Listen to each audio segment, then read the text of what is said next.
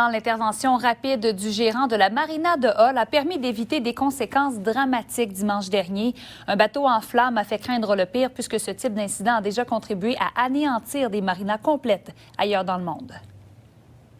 Ce bateau menaçant, pas attaché et poussé par le vent vers les quais de la marina, a explosé quelques minutes plus tôt à la rampe de mise à l'eau quand le propriétaire a mis le contact.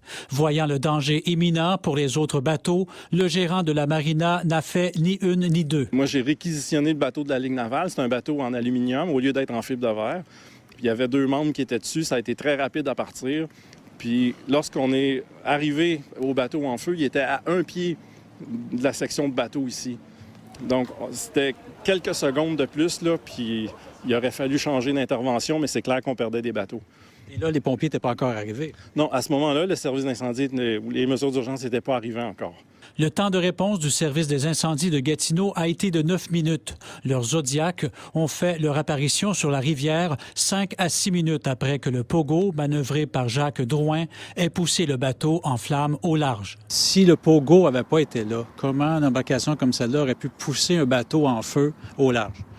Écoutez, ce que je vous dis, c'est si on avait été là et que l'embarcation n'aurait pas été au large, on serait intervenu à partir du quai. Le hic, c'est que le quai principal appartenant à la CCN était fermé aux automobilistes et aux véhicules lourds depuis quelque temps en raison de défaillances majeures à l'intégrité de la structure qui ont été décelées. Les services d'urgence n'avaient pas encore été avisés de la situation. Si on pense à la situation où le Pogo n'est pas ici, comment aurait-il pu pousser le bateau? Ils n'ont pas d'équipement, à mon avis, il faudrait leur poser la question, mais ils n'avaient pas d'équipement pour pousser un bateau. Ils ont des canots pneumatiques, mais imaginez un canot pneumatique contre un bateau en feu, qu'est-ce que vous faites?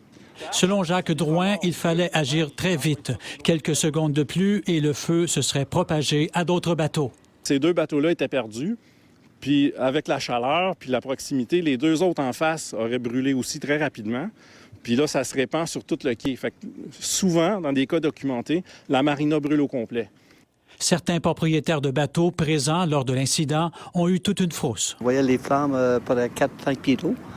Et là, je voyais le bateau tout à coup qui s'en venait par ici.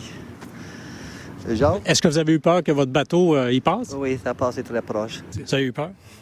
Oui, pour le bateau. On pensait au bateau avant même que peut-être ça explose. Le service des incendies a finalement éteint le feu avec un extincteur à poudre après avoir remorqué le bateau en question à la rampe de mise à l'eau. Une mauvaise ventilation de la section du moteur est considérée comme une cause probable. Les propriétaires de bateaux ici sont catégoriques. Selon eux, ce qui a permis d'éviter le pire, c'est l'expérience de Jacques Drouin en recherche et sauvetage acquise à la garde côtière, son temps de réaction aussi, de même que la disponibilité du Pogo qui était amarré ici même à la marina de Hull dimanche dernier. Pierre Plouffe, TVA Nouvelles, à Gatineau.